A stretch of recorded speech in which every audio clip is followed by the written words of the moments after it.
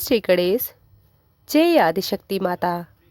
प्रिय भक्तजनों, क्या आपने कभी सोचा है कि होली से पहले आने वाले ये 8 दिन इतने रहस्यमय क्यों माने जाते हैं? क्योंकि इन दिनों विवाह, शुभ कार्य और नए आरंभ टाल दिए जाते हैं। क्या केवल परंपरा है या इसके पीछे छिपी है एक ऐसी दिव्य कथा जो अधर्म के अंत और भक्ति की विजय का प्रतीक है? यह कथा है एक निर्दोष बालक की अटूट श्रद्धा की, एक अहंकारी असुर राजा के पतन की और भगवान के उस अद्भुत अवतार की जिसने ब्रह्मांड को हिला दिया। जब अग्नि भी भक्त को जला ना सकी, तब स्तंभ से स्वयं भगवान प्रकट हुए, और जब अहंकार का अंत हुआ, तभी आरंभ हुई होलाष्टक की परंपरा। आज हम जानेंगे होलाष्टक का वास्तविक रहस्य, प्रहलाद की अद्भुत भक्ति, होलिका दहन का आध्यात्मिक अर्थ और नरसिंह अवतार की महागाथा। तो आइए भक्ति और सत्य की इस दिव्य यात्रा पर चलते हैं। जय श्री विष्णु, जय नरसिंह भगवान। प्रिय भक्तजनों, कथा शुरू करने से पहले अगर आपने वीडियो को लाइक सब्सक्राइब नहीं किया है तो अभी कर लें। कमेंट में जरूर लिखें जय श्री हरि। प्रिय भक्तजनों, फाल्गुन मास की शुक्ल पक्ष अष्टमी से पूर्णिमा तक के 8 दिनों तक को होलाष्टक कहा जाता है। वर्ष 2026 में होलाष्टक का प्रारंभ 24 फरवरी से हो रहा है। इन 8 दिनों को ज्योतिष और धर्मशास्त्र का विशेष महत्व दिया गया है। मान्यता है कि इन दिनों ग्रहों की स्थिति उग्र रहती है, इसलिए मांगलिक कार्यों से परहेज किया जाता है। हालांकि यह समय पूरी तरह नकारात्मक नहीं है। साधना, जप और भक्ति के लिए यह अत्यंत शुभ माना गया है। होलाष्टक में क्या नहीं करना चाहिए? धार्मिक मान्यताओं के अनुसार इन 8 दिनों में निम्न कार्यों से बचना चाहिए। नंबर 1, विवाह, सगाई, नामकरण, मुंडन, गृह प्रवेश, 16 संस्कार। इन कार्यों को होलिका दहन के बाद करना शुभ माना गया है। नई खरीदारी, नया वाहन, मकान या प्रॉपर्टी, कीमती सामान। ऐसा माना गया है कि इन दिनों ग्रहों की उग्रता नए कार्यों में बाधा ला सकती है। यदि बहुत आवश्यक ना हो तो नया व्यापार शुरू करने या नौकरी बदलने से बचें। प्रिय भक्तजनों, नंबर 4, गृह निर्माण। होलाष्टक के दौरान नए मकान की नींव डालना या निर्माण करना शुरू करना शुभ नहीं माना जाता। नंबर 5 आता है बड़े यज्ञ या हवन। विशेष मांगलिक हवन यज्ञ इन दिनों टालने की परंपरा है। प्रिय भक्तजनों, होलाष्टक में क्या नहीं करना चाहिए? यह समय आध्यात्मिक उन्नति के लिए अत्यंत उत्तम माना गया है। नंबर 1, जप और तप। इन दिनों नियमित मंत्र जाप करें। ओम नमो भगवते वासुदेवाय, ओम नमः शिवाय। भगवान विष्णु की पूजा। भक्त प्रहलाद की अटूट भक्ति को स्मरण करते हुए भगवान विष्णु का ध्यान करें, शिव आराधना करें। भोलेनाथ की उपासना करने से ग्रहों की उग्रता शांत होती है। गरीबों को अन्न, वस्त्र या जरूरत के अनुसार वस्तुएं दान करें, शुभ माना जाता है। प्रिय भक्तजनों, इन 8 दिनों को आत्मशुद्धि और मन की शांति के लिए उपयोग करें। इसके पीछे एक पौराणिक कथा प्रचलित है। कहा जाता है कि जब भगवान शिव गहन तपस्या में लीन थे, तब देवताओं ने कामदेव को उन्हें तप से विचलित करने भेजा। कामदेव ने अपना बाण चलाया, जिससे शिव जी क्रोधित हो गए और उन्होंने अपने तीसरे नेत्र से कामदेव को भस्म कर दिया। इस घटना के बाद सृष्टि में असंतुलन उत्पन्न हो गया।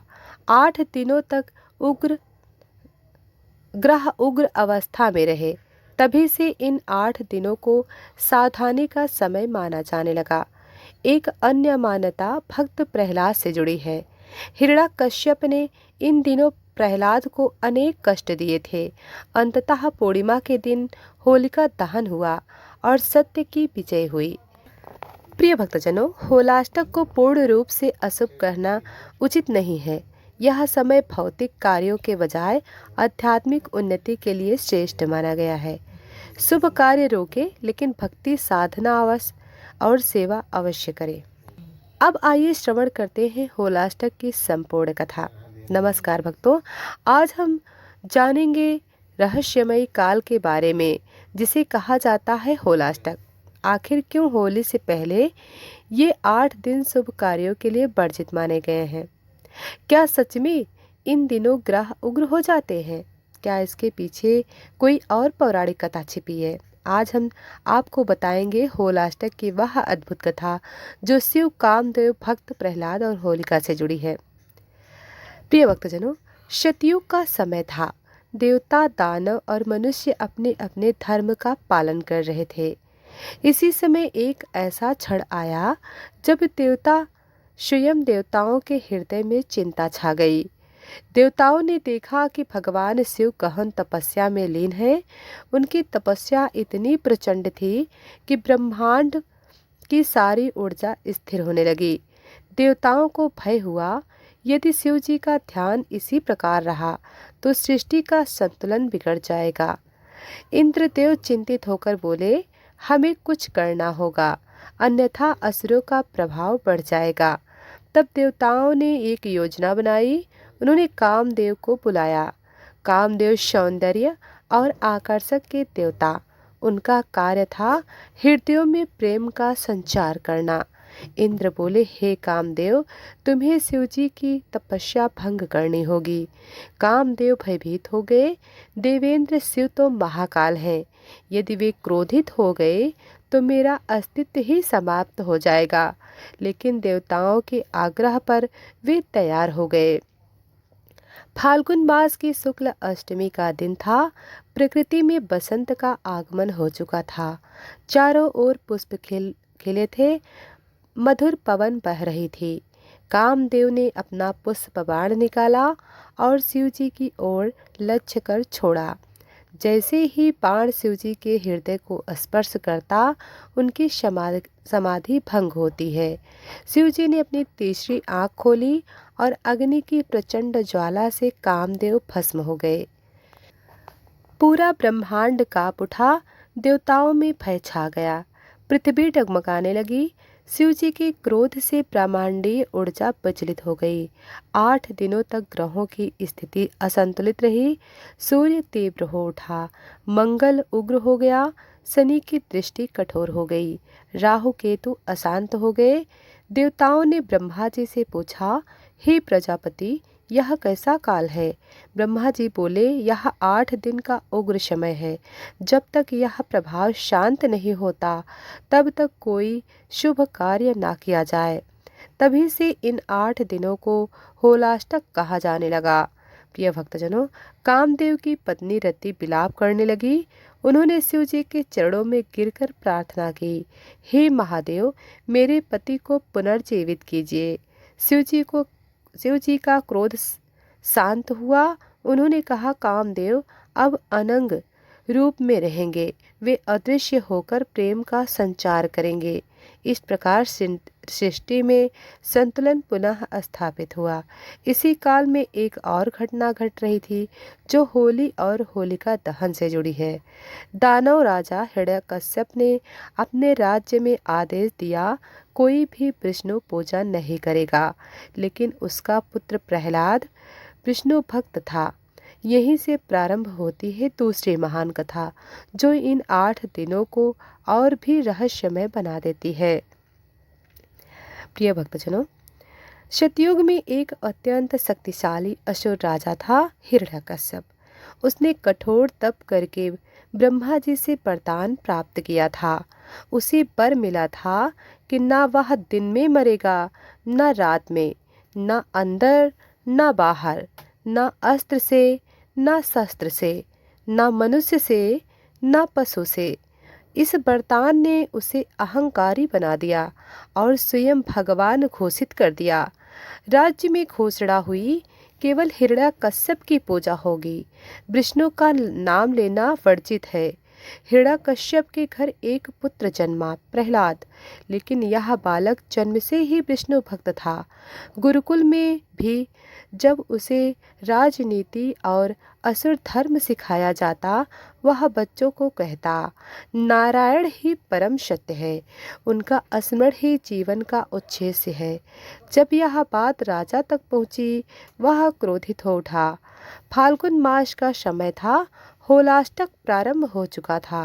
राजा ने आदेश दिया, यदि यह बालक मेरी बात नहीं मानता तो इसे दंड दिया जाए। प्रहलाद को विष दिया गया, लेकिन वह विष अमृत बन गया। दूसरा प्रयास सर्पों के बीच डाला गया।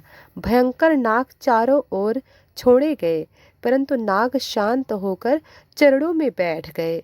तीसरा प्रयास हाथियों से कुचलवाना। उग्र हाथियों को छोड़ा गया, लेकिन वे बालक के सामने झुक गए। चौथा प्रयास समुद्र में फेंकना। उसे ऊंची चट्टान से समुद्र में गिराया गया, परंतु लहरें ने उसे सुरक्षित किनारे पहुंचा दिया। होलाष्टक के 8 दिन प्रहलाद की परीक्षा। कहते हैं ये 8 दिन प्रहलाद के जीवन के सबसे कठिन दिन थे। हर दिन एक नया अत्याचार हुआ। ग्रहों की उग्रता और असुरों की क्रूरता दोनों अपने चरम पर थे, लेकिन प्रहलाद की भक्ति अडिग रही।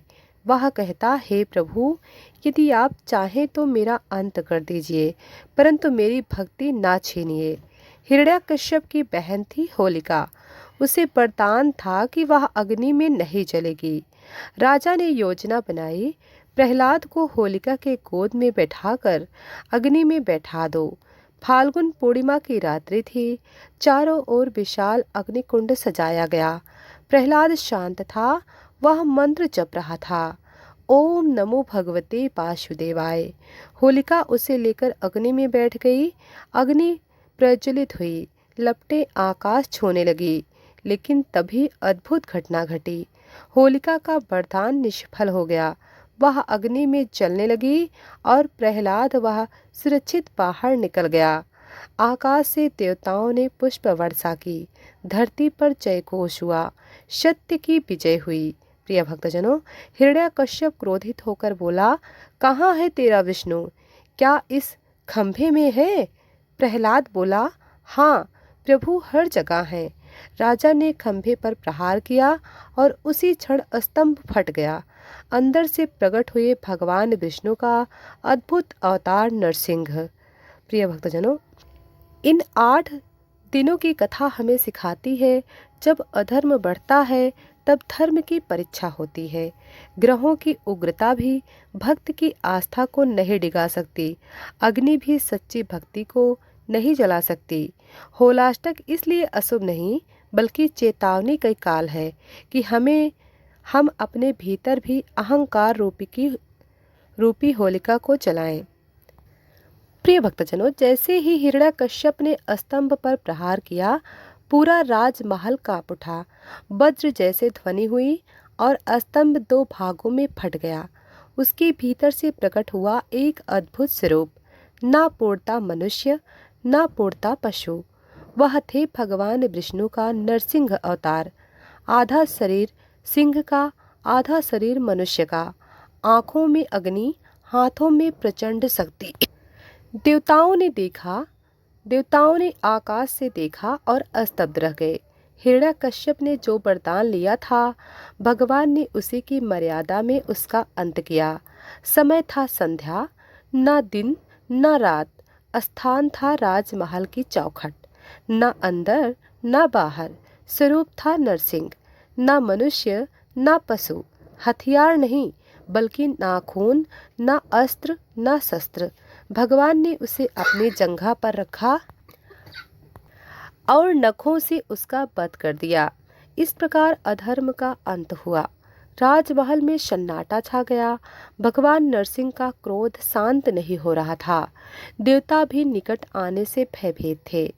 तब छोटा सा बालक प्रहलाद निर्भय होकर भगवान के चरणों में गिर गया।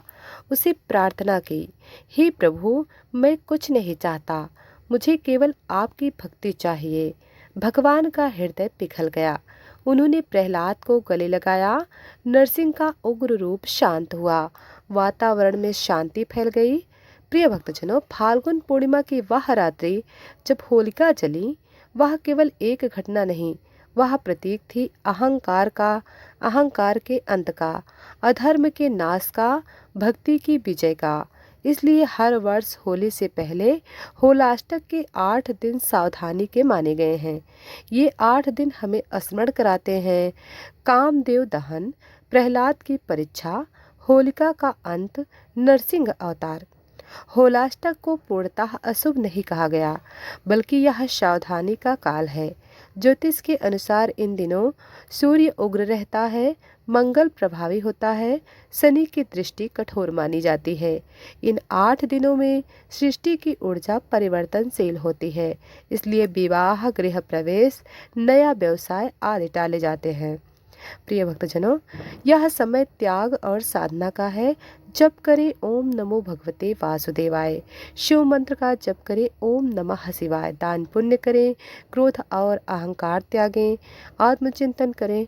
होलाष्टक हमें सिखाता है पहले अपने भीतर की होलिका को जलाएं, तभी जीवन में सच्ची होली आएगी। प्रिय भक्तजनों, जब पूर्णिमा की रात आती है, होलिका दहन होता है, अगले दिन रंगों की होली खेली जाती है। यह रंग केवल गुलाल नहीं, यह जीवन की प्रसन्नता है। प्रहलाद की भक्ति का रंग, विष्णु कृपा का रंग, सत्य की विजय। भक्तों, होलाष्टक हमें डराने के लिए नहीं, यह हमें जागृत करने के लिए है। इन 8 दिनों में अपने भीतर झांकें, अपने दोषों को पहचानें, अपने क्रोध, ईर्ष्या और अहंकार को अग्नि में समर्पित करें। जब होलिका दहन होगा तो समझिए आपका अहंकार भी चल गया, और जब होली खेलें तो समझिए आपके जीवन में प्रेम और भक्ति के रंग भर गए। इस प्रकार पूर्ण होती है होलाष्टक की संपूर्ण कथा। यदि आपको यह कथा पसंद आई हो तो इसे अवश्य साझा करें। जय श्री विष्णु, जय नरसिंह भगवान, हर हर